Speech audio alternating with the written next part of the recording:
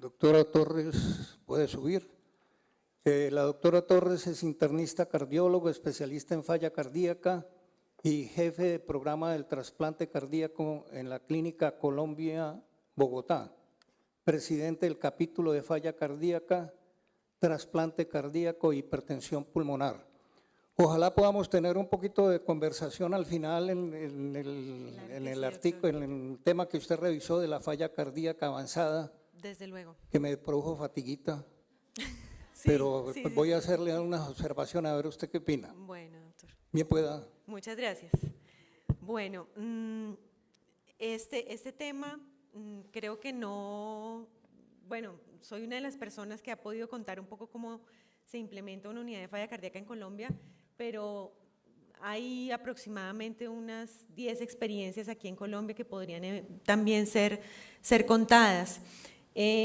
¿Por qué es llamativo la unidad de insuficiencia cardíaca de la Clínica Colombia? Porque tiene un escenario prácticamente ideal donde hay un grupo cautivo de pacientes que está en una IPS y que llega remitida prácticamente directamente de una EPS.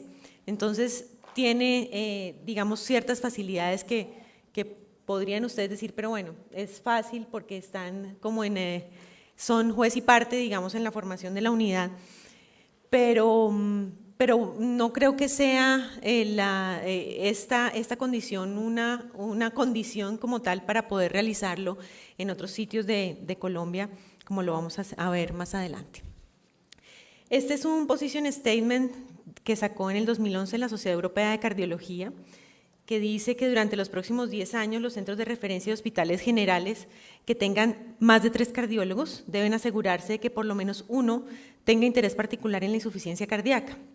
En los centros donde solo hay un cardiólogo, las alternativas serían un médico dedicado a la atención de falla cardíaca y esta persona podría ser un geriatra o un especialista en medicina interna, y que sería la responsable de crear y coordinar una estrategia para el manejo de pacientes hospitalizados y ambulatorios.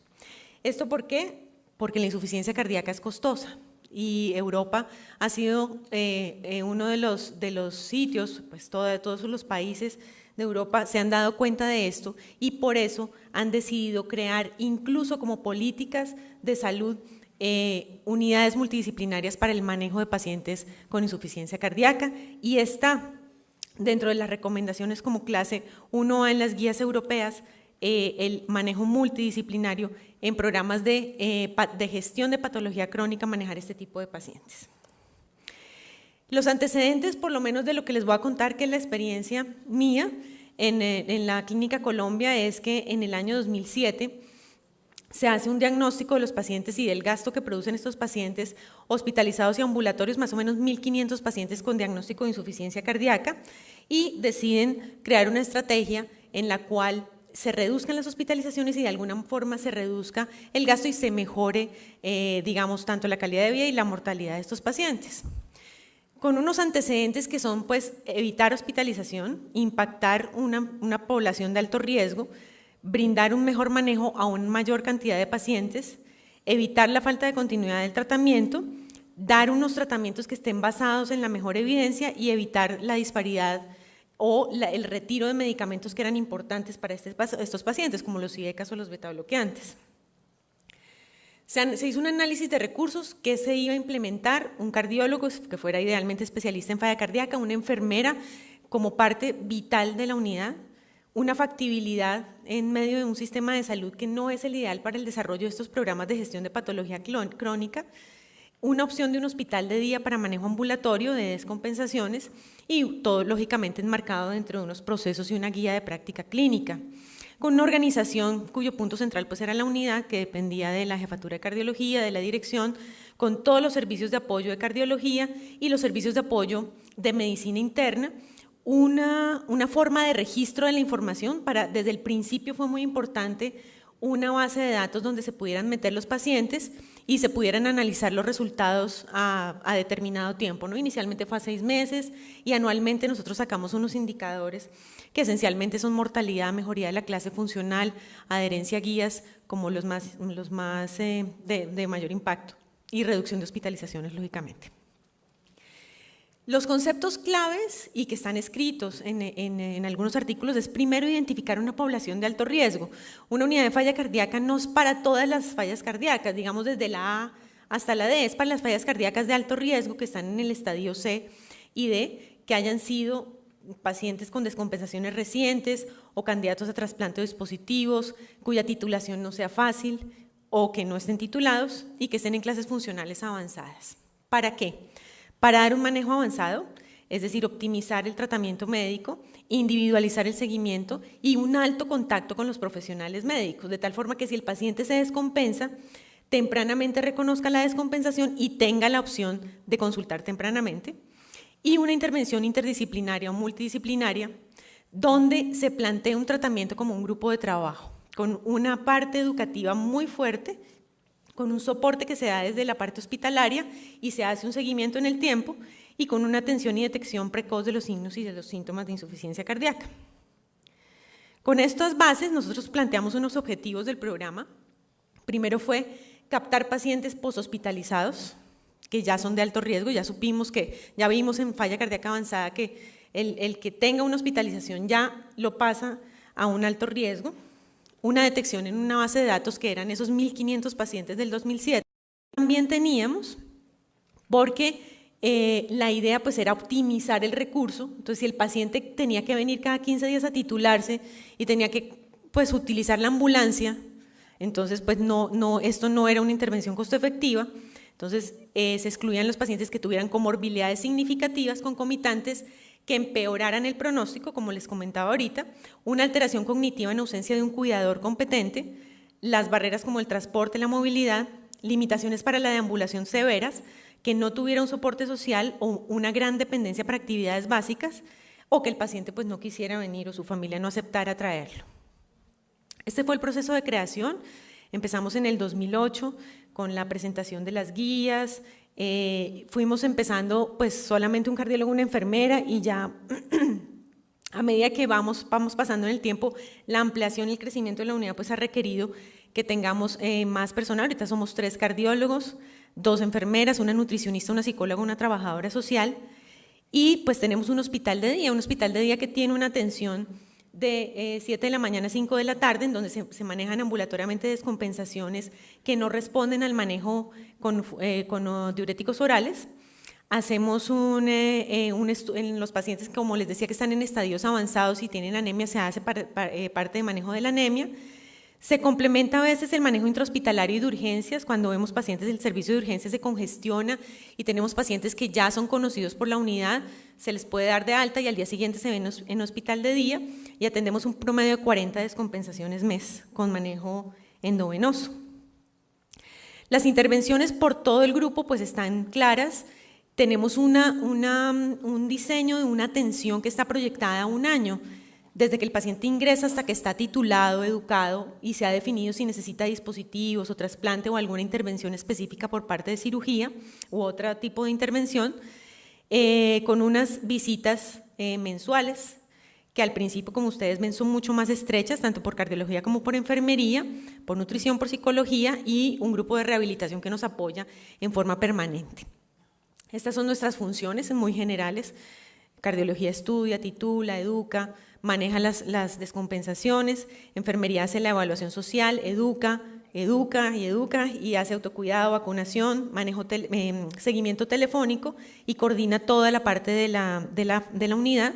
Nutrición hace la evaluación nutricional, hace las recomendaciones dietarias y tiene un grupo especial de pacientes con caquexia cardíaca en quienes estamos haciendo un seguimiento más estrecho y una descripción de cómo nos va con la suplementación, porque pues la suplementación nutricional no está dentro de las guías como una intervención que se deba hacer de forma, digamos, altamente recomendada, no está. La parte de psicología, que nos da el diagnóstico de deterioro cognitivo y depresión, que también igualmente es un grupo que lo tenemos un poco más cuidado, y pues la parte de rehabilitación y de trabajo social. Tenemos 3 protocolos específicos, la parte de terapia de anemia, que ya ustedes la vieron en la parte de falla cardíaca avanzada, la parte de diuréticos, en donde las descompensaciones agudas se diagnostican y se tratan con un protocolo que es furosemida 20 miligramos cada 2 horas por 3 días, más o menos en promedio. Se evalúa diariamente función renal, potasio, peso y signos de sobrecarga hídrica y lógicamente clase funcional.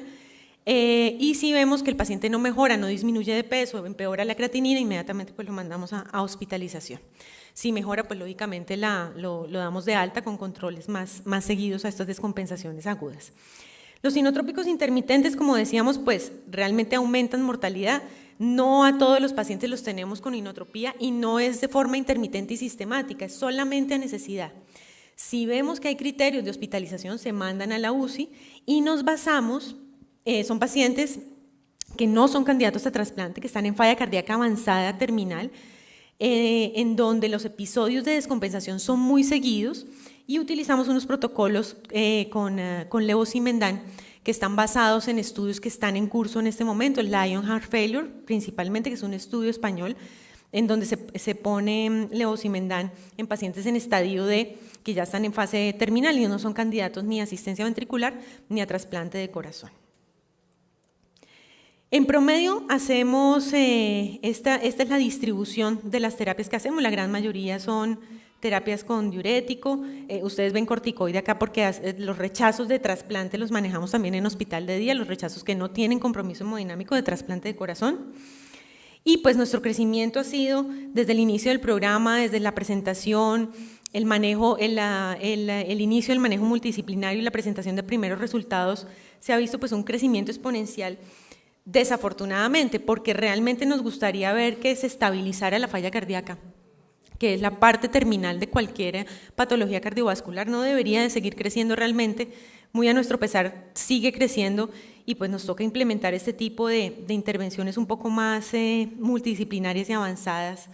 En el 2012 nos convertimos en una unidad de falla cardíaca avanzada, en este momento han pasado 1.250 pacientes por la unidad, con un número de pacientes activos que oscila entre 600 a 700. Tenemos, esto es 2011, la complejidad de los pacientes ha aumentado, así es que la mortalidad nuestra ha aumentado también.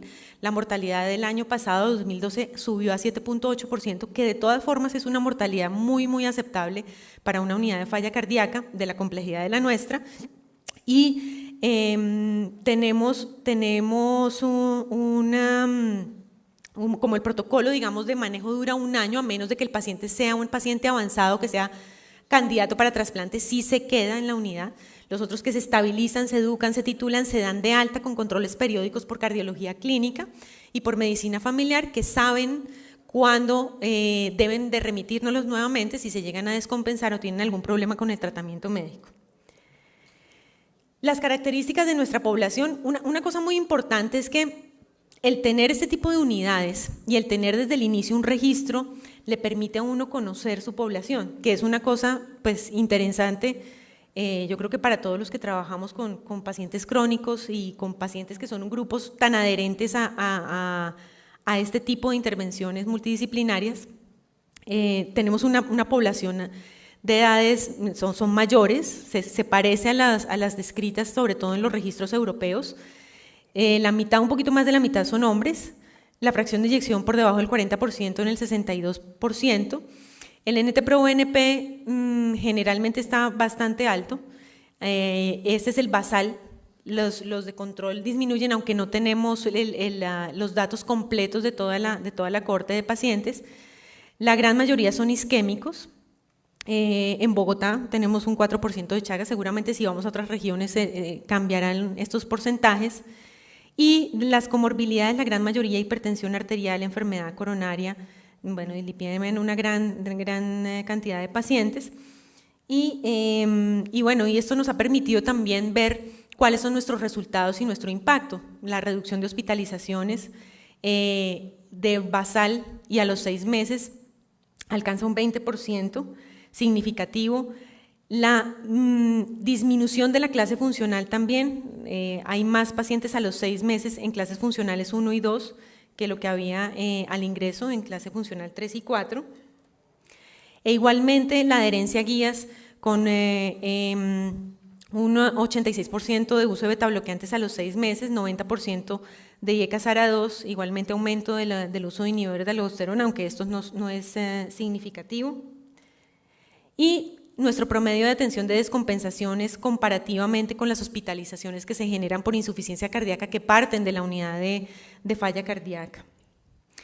Nuestras causas de descompensación, la principal es baja adherencia, por eso tenemos un programa educativo muy fuerte que lo hace todo el grupo, especialmente lo hace enfermería, y esto es lo que estamos evaluando ahorita, lo está evaluando en un estudio enfermería, unas tablas de autocuidado antes y después de la intervención. La proyección pues es muy grande de una unidad de falla cardíaca porque, como ustedes ven, se puede impactar en muchos sentidos. A las EPS les sería atractivo porque baja costos y bueno, nuestro futuro es muy probablemente tener un programa de telemedicina que tiene evidencia ya, dependiendo del tipo de telemedicina que se haga, pero también para pacientes que se siguen en otros sitios, en otras ciudades. El grupo de cuidado paliativo que empezó a principios de este año, ya tenemos más o menos unos 5 pacientes, una mortalidad pues altísima, pero en los resultados en cuanto a la satisfacción del paciente y de la familia, lógicamente, y la mejoría de la calidad de vida en los últimos días de la vida ha sido muy importante. A futuro, un grupo de asistencia ventricular y ahorita estamos desarrollando también la parte de hipertensión pulmonar en nuestra unidad de falla cardíaca. ¿Qué ha hecho Colombia al respecto? Y acá el apoyo que hemos tenido por parte de la Sociedad de Cardiología es muy importante. A principios de este año nos reunimos a 60 personas que trabajamos en falla cardíaca en toda Colombia con una iniciativa de la Sociedad de Cardiología y de la Sociedad Española de Cardiología que se llama la iniciativa ITERA, en donde se empezó a implementar en España inicialmente un programa de formación para unidades de insuficiencia cardíaca, aprovechando la experiencia de las personas que ya la tienen.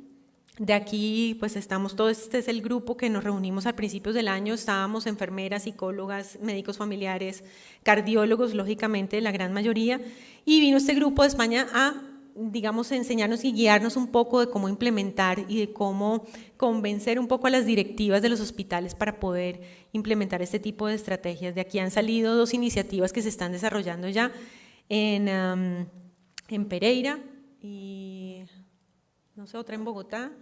Entonces, bueno, también, digamos, esto va creciendo y va ayudando a otras personas a que entiendan un poco cómo es el manejo multidisciplinar. En conclusión, las unidades de falla cardíaca son un aspecto primordial dentro de la estructura de tratamiento de los pacientes con falla cardíaca crónica, está en las guías, es definitivo que nos toca desarrollar aún más unidades no probablemente de atención avanzada, porque la atención avanzada requiere, primero, pues un grupo con una gran experiencia, segundo, es una enfermedad de alto costo, que pues no es la idea formar 1000 unidades de falla cardíaca avanzada, pero sí de falla cardíaca crónica, donde se sepa titular la medicación y donde se sepa en qué momento debo remitir a una unidad de falla cardíaca avanzada para poder trasplantar, por ejemplo, un paciente. Da un área física para poder hacer intervenciones dirigidas a promover el autocuidado, hacer una parte educativa muy, muy fuerte, con unas características de una gran accesibilidad, es decir, un alto contacto con un grupo médico especializado, pero a la vez también una atención de una alta complejidad. Igualmente permite una rápida reintegración del paciente a una vida familiar por su recuperación, por la rehabilitación que se hace. Y el hospital de día pues también es una estrategia que es viable para reducir los costos, por lo menos asociados a descompensaciones por insuficiencia cardíaca. Y esta es nuestra gente de la unidad, nuestro hospital, y bueno, muchas gracias. Y el tercer paso, pues en nuestro país, en este momento, el tercer paso de pronto en el mundo sería evaluar la asistencia ventricular, pero no es una realidad ahorita en nuestro país. Entonces, cuando ya ve uno un paciente que reconsulta muchas veces en un año por descompensaciones de falla cardíaca, o que usted nota que sin inotrópicos el paciente no es capaz de, o sea, tiene una disnea avanzada, tiene falla renal, tiene Toda esa lista de signos de mal pronóstico y sin inotropía prácticamente en forma continua, el paciente no es capaz de estar bien por su sintomatología o por la retención hídrica. Nosotros tomamos la decisión en conjunto, siempre se presenta, cuando nosotros decidimos cuidado paliativo, se han revisado todo esto. Se ha revisado que los factores de mal pronóstico evidentemente están presentes, NT-proBNP elevado, fracción de eyección baja, rehospitalizaciones frecuentes, dependencia de inotrópicos, como digamos los 4 más importantes, y nos reunimos con el paciente y su familia. Generalmente esa reunión asiste el cardiólogo tratante y la psicóloga, porque ahí se les dice, el momento de su falla cardíaca ya ha llegado a una fase terminal, nosotros podemos ofrecerle, por lo menos en nuestro grupo podemos ofrecerle la opción de que el inotrópico no se le ponga hospitalizado, que es una gran ventaja. Pero cuando ya vemos que la inotropía es continua, se pasa al grupo de cuidado crónico ambulatorio, en donde se decide si se pone dobutamina en casa en forma permanente, y ya en las últimas semanas de final de vida se maneja la disnea y el dolor con morfina en general, y se hace un apoyo a la familia permanente. ¿Piden ustedes ayudas al comité de ética? En ocasiones nos toca solicitar ayuda al comité de ética. Hemos tenido 2 casos específicos en donde había una paciente con un CDI, un desfibrilador implantable, descargando en forma permanente y la paciente no permitía que se le desconectara el desfibrilador. Una paciente joven, no candidata a trasplante por un trastorno psiquiátrico. Es uno de los casos que hemos tenido así como más serios, pero sí hemos solicitado en 2 oportunidades. En general, cuando uno tiene una buena comunicación con el paciente y la familia, no tenemos que recurrir a estas herramientas. Muchas gracias, doctora. A usted, doctor, por sus preguntas. A usted. Doctor Pava, él es el jefe de electrofisiología, es muy simpático, echa unos chistes malísimos que lo hacen a uno reír, pero es muy simpático. Está esperando que le llegue el abuelo, el doctor Brugada, que fue su maestro. El doctor Pava va a hablar sobre el papel de la terapia de resincronización cardíaca en pacientes con QRS menor de 150 milisegundos. Doctor Pava, veo, ahí hay un chiste ya ahí. Gracias por las palabras, doctor Gutiérrez. Con permiso.